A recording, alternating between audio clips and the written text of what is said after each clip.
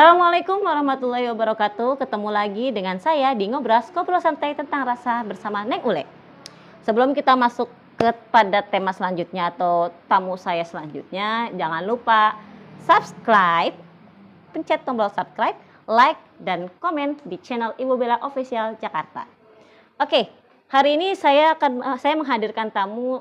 Beliau adalah Ketua Ibu Bella Jakarta, Ibu Hajah Herlina Susanti atau akrab disapa dengan Ibu Dina Rashid. Selamat siang Ibu, Assalamualaikum. Assalamualaikum, selamat siang, tambah cerah sekali siang ini. Jangan pakai cerah bunter kayak Saiful cerah. Ustaz nanti Bu. Oh, kinclong. Ya, Assalamualaikum. Gimana Bu, sehat? Alhamdulillah, luar biasa. Allahu Akbar. Oke, sisa habis ikut safari dakwah. Boleh. Nih, terima kasih ya Bu ya sudah diajak untuk syutingnya offline di rumah baru nih ceritanya sekalian. Alhamdulillah ya Bu ya, rumah baru. Baik. Sebelum kita ngobrol panjang kali lebar, kita simak dulu video yang satu ini. Ini adalah video tentang sekilas untaian kisah Ibu Lina dulu ya. Baik. Kita tonton dulu ya Bu ya. Oke. Silakan.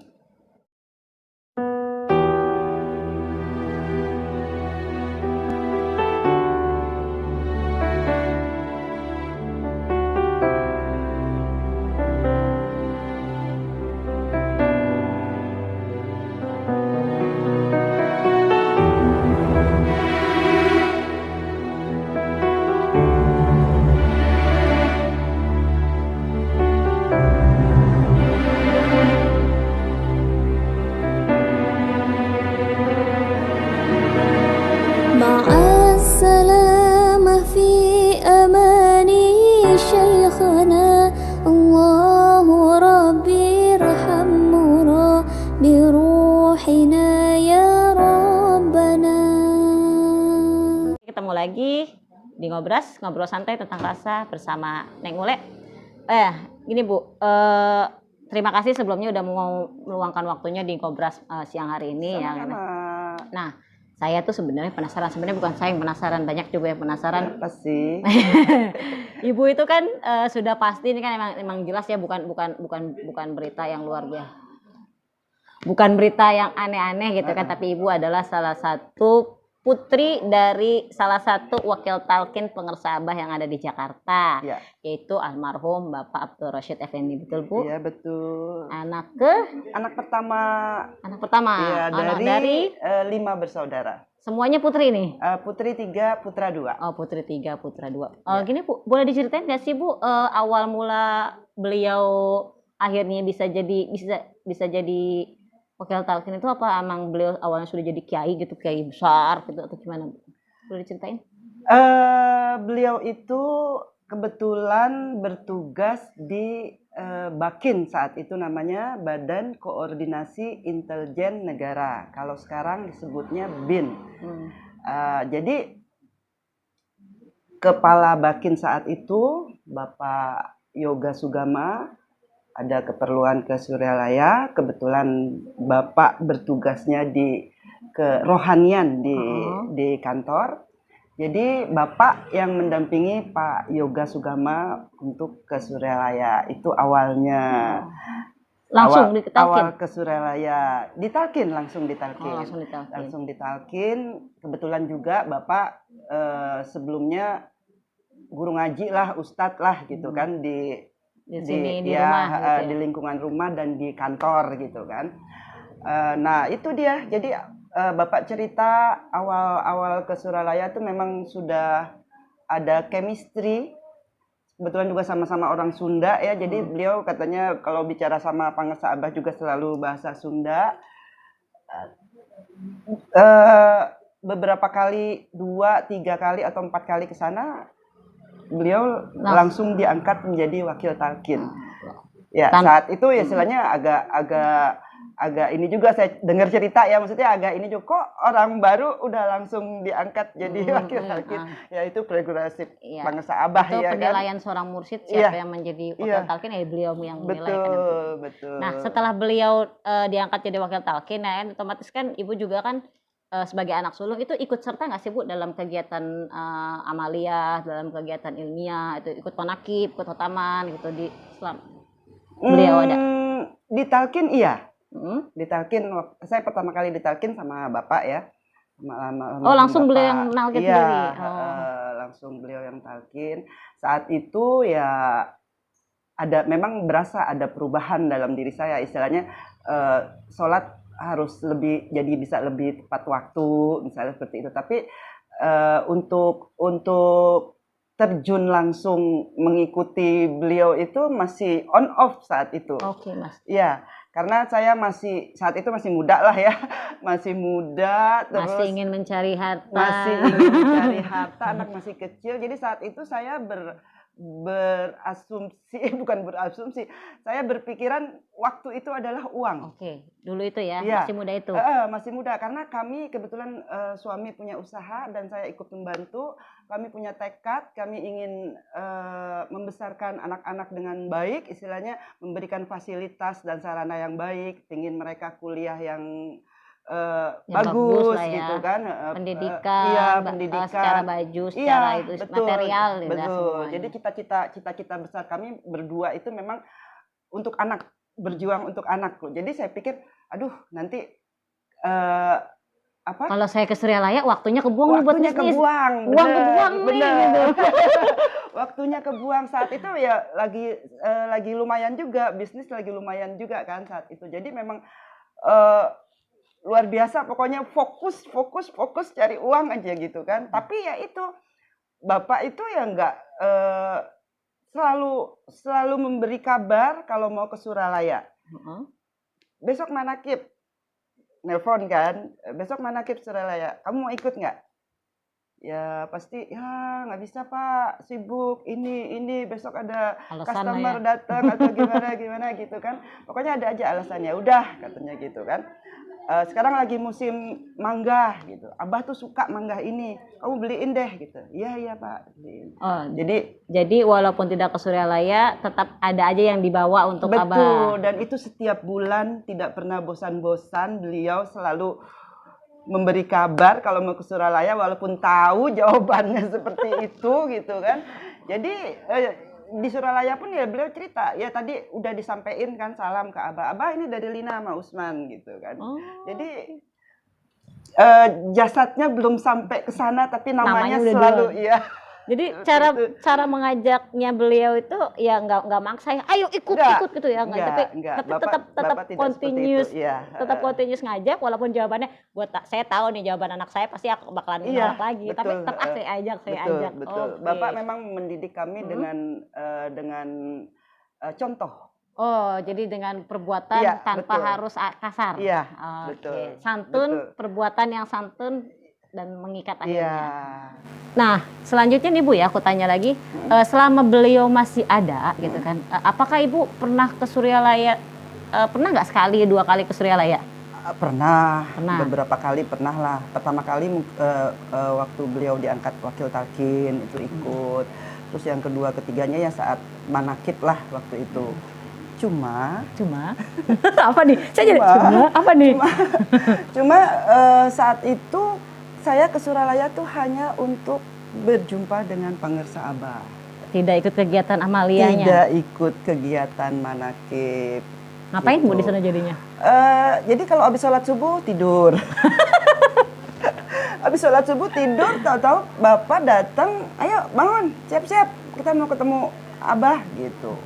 Karena tujuannya cuma mau ketemu Abah, jadi ya ketemu Abah aja, manakib nih antaran aja. Nggak ngerti manakib, ya ngertinya cuma ketemu Abah doang.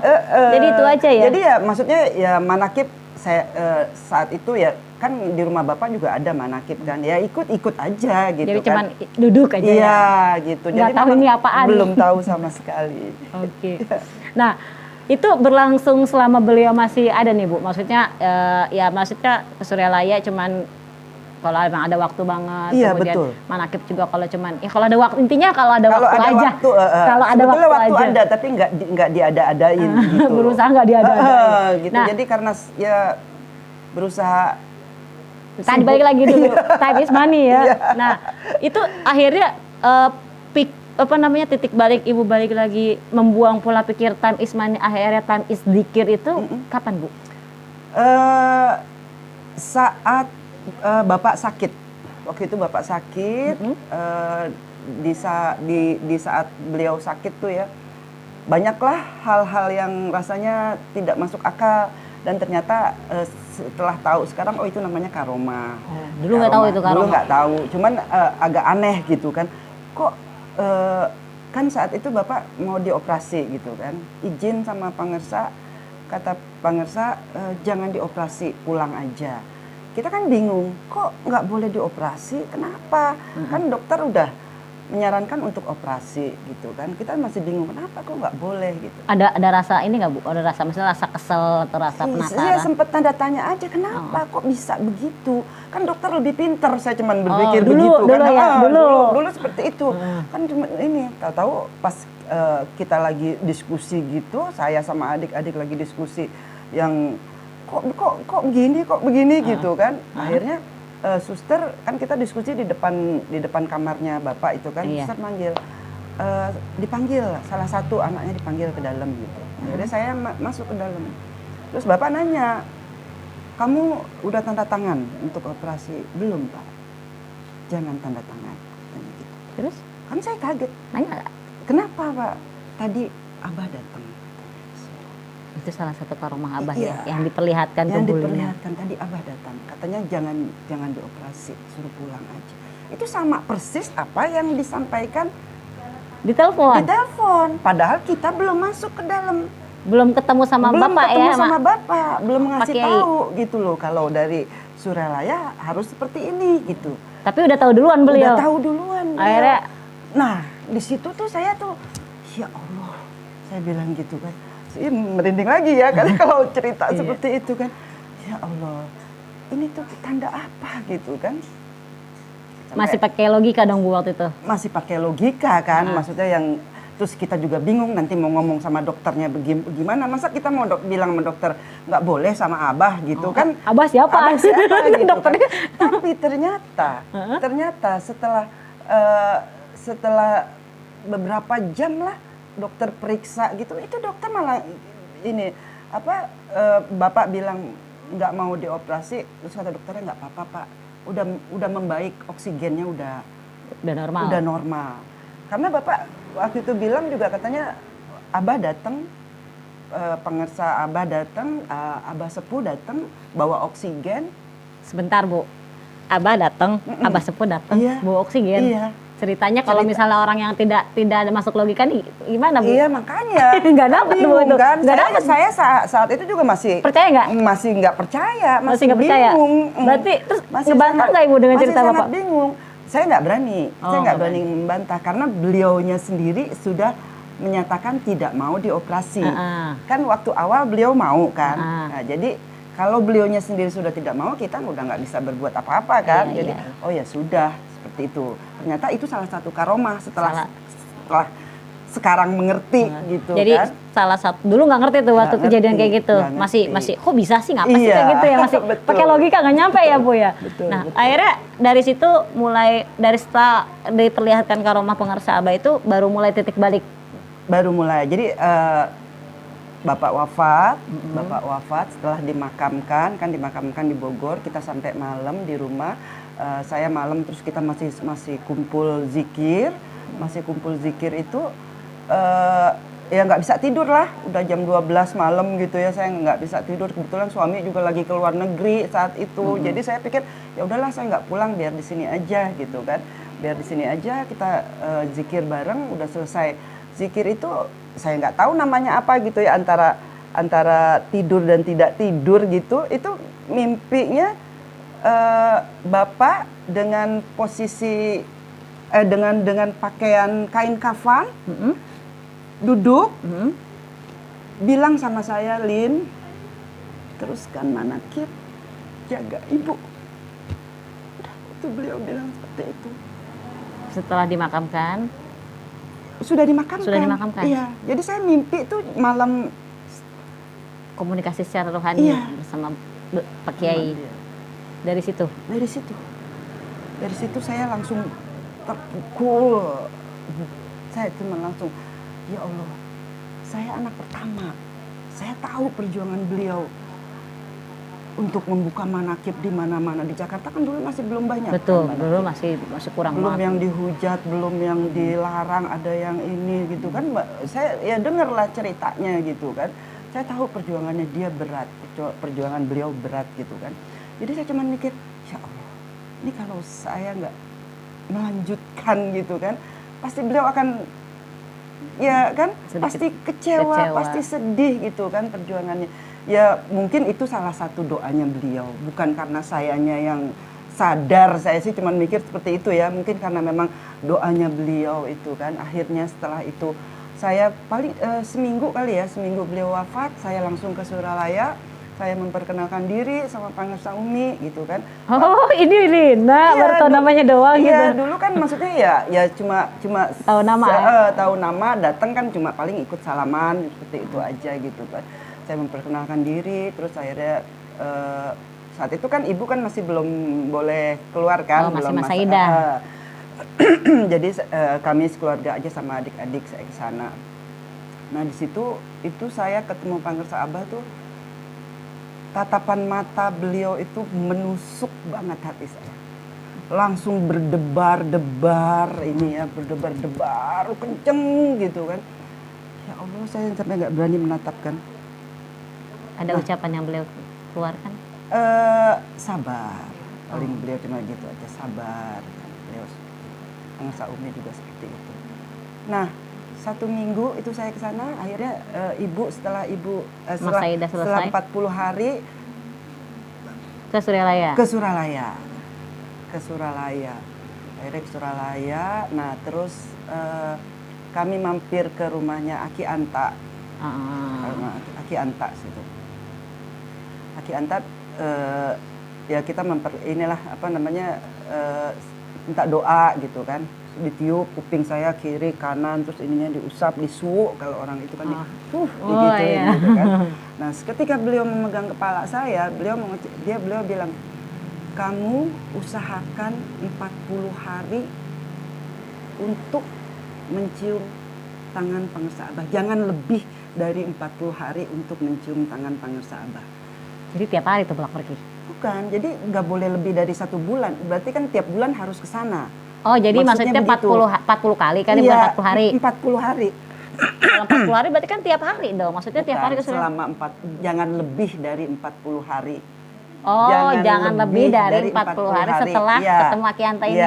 Oh. Jadi misalnya udah 38 hari ya, besok saya harus ke sana. Oh, oke, ngerti. Jadi sebelum 40 hari harus ketemu Abah, sebelum 40 hari ketemu Abah. Gitu kan. Ibarat jadi kayak disuruh tiap bulan ke sana ya. Nah, itu ternyata memang riadoh saya ternyata. Ternyata gitu, setelah dijalani gitu kan, ternyata itu memang riadoh saya. Jadi saat itu saya benar-benar memprioritaskan lah, misalnya manakib nggak bisa datang ya minggu depannya, jadi nggak sampai lebih dari 40 hari selama 6 tahun sampai beliau wafat. 6 tahun? Ya, selama 6 tahun sampai beliau wafat. Jadi setelah itu tuh hidup saya tuh tidak lepas ya. Kehidupan saya tuh istilahnya selalu melibatkan Pangersa Abah. Apapun itu. Ya, apapun saya selalu melibatkan Pangersa Abah. Jadi 1 hari mungkin lebih dari 10 kali, bisa lebih dari 10 kali saya kirim Fatihah untuk beliau. Karena saya keluar pintu aja ya kan, setelah baca kita untuk keluar rumah, saya robitoh dulu, dikirim Fatihah. Mau makan seperti itu. Jadi saya seperti orang mabuk saat itu. Jadi seperti orang yang sudah terlena dengan Pangersa Abah. Jadi betul. Apapun setiap langkah pun pasti harus nembut nama beliau. Saya berburu manakib kemanapun. Yang dulunya tidak mau manakib. Walaupun Gus Suralaya nggak ikut manakib, cuma tidur. Betul. Setelah itu saya berburu manakib, pokoknya nggak ada capeknya, pulang kerja pun langsung manakib di mana datang, langsung kejar. Kadang-kadang kita di Suralaya pun manakib di Suralaya, ajangan beben besok mau manakib di Tasik Kota, kita ikut. Oh, jadi kayak ngejar manakib di mana-mana, jadi kayak pencinta manakib kemana-mana gitu ya. Betul. Dan saya akhirnya bisa bisa berbagi waktu. Ternyata bisa berbagi waktu untuk pekerjaan dan Yang dulu bilangnya yang nggak dulu bisa. bilang nggak bisa untuk ibadah, ternyata saya bisa. Beberapa manakib saya bisa, pekerjaan pun Tetap jalan. bisa jalan gitu kan. Sampai akhirnya ya dengan tidak terasa gitu kan, tidak terasa ternyata usaha yang selama ini makin meningkat. Usaha itu makin meningkat. Bisnis makin naik ya. Bisnis makin naik. Walaupun itu bukan tujuan bukan saya. kejaran sebenarnya. Karena memang saya jatuhnya kan istilahnya ke Suralaya bukan karena mau mengejar. Karena emang tadinya pengen ketemu Abah, terus ingin melanjutkan yang disampaikan Pak Kiai. Betul. Jadi ya seperti itu, saya merasakan indahnya zikir, gitu. Nikmatnya manakib, jauh-jauh pun kemanapun istilahnya selalu diprioritaskan gitu. Di rumah pun sampai sebulan tuh bisa 3 kali kita buat manakib. Iya, jadi saya ada manakib yang umum itu yang tanggalnya tetap, dan satu lagi dengan pengersa Abah Nur Anom. Nah, itu 2 bulan sekali atau setiap bulan ya saya lupa. Cuman setiap beliau di Jakarta pasti beliau ngabarin, saya lagi di langsung Jakarta. Buka manakib. Ayo manakib. Jadi setiap Abah Nur, pengersa Abah Nur ada di Jakarta ngabarin mau nggak mau buka manakib langsung. Buka manakib. Jadi tapi memang terbatas kalau pas Abah Nur itu kan hanya terbatas. Ya di situ saya merasa memang Abah Nur itu ya Abah lah yang jadi yang mewakilkan Abah untuk mengajarkan saya untuk riadoh, gitu membina saya untuk riadoh gitu kan dengan beliau gitu. Jadi gini Bu, setelah pengersa Abah kan Ibu kan tadi kan dari Kiai Anta itu kan 40 tidak boleh lebih dari 40 hari harus mencium tangan pengersa Abah. Nah, setelah beliau wafat gitu kan, setelah beliau wafat ternyata itu kan salah satu tadi Ibu bilang itu kan salah satu dari riadoh. Nah, pembinaan riadohnya Ibu setelah pengersa Abah wafat itu diteruskannya sama siapa Bu? Abah Nur Anom. Abah Nur Anom. Boleh diceritain? Jadi saya manakib di rumah itu ada manakib yang umum yang setiap bulan tanggalnya tetap. Tapi kalau sama Abah Nur tidak tetap. Kalau beliau ada di Jakarta, beliau menghubungi, ayo kita manakib gitu. Jadi terbatas memang saat itu. Nah, di situ ya banyaklah beliau mengajarkan saya dan suami untuk belajar riadoh gitu kan. Dan ternyata memang riadoh itu untuk menguatkan, betul-betul untuk menguatkan kami berdua ya. Jadi saat itu ketika usaha kami mengalami penurunan, bahkan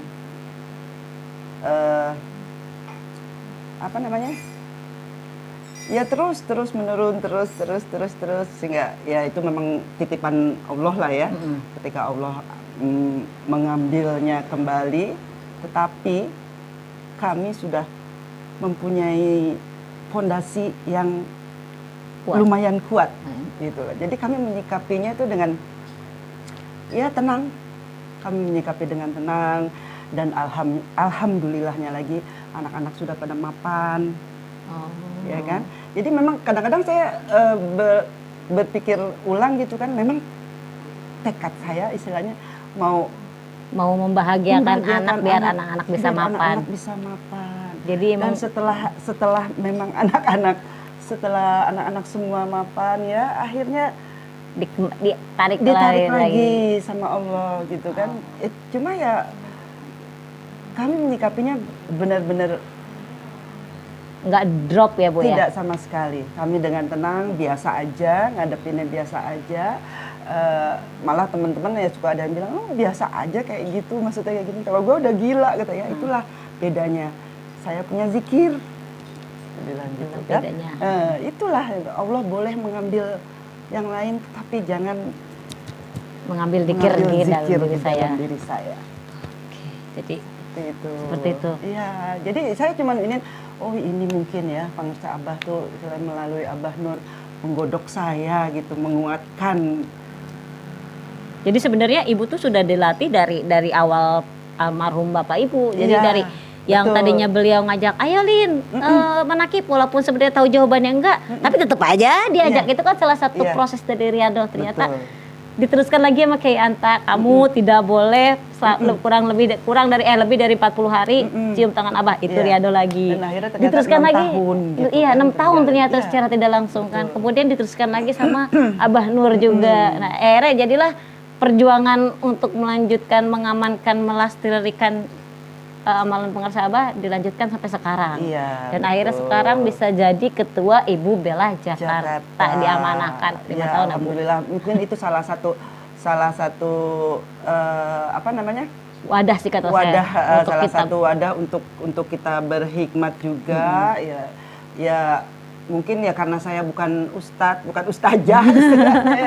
Jadi dakwahnya di bidang yang lain gitu kan. Ya hikmahnya pasti adalah semuanya kan. Ya seperti kejadian-kejadian apa bisnis ini apa itu ya saya sih ngambil hikmahnya aja. Yang paling terasa istilahnya kita lebih bisa mendekatkan diri. Sekarang udah banyak waktu istilahnya, benar-benar banyak waktu fokus untuk ibadah. Yang kedua itu ialah memberi kesempatan untuk anak-anak untuk berbakti sama orang tuanya sekarang, ya kan? Betul. Jadi sekarang mereka sudah mapan, ya udahlah mereka cuma bilang mama papa sekarang udah fokus ibadah saja, nggak usah mikirin usaha apa-apa.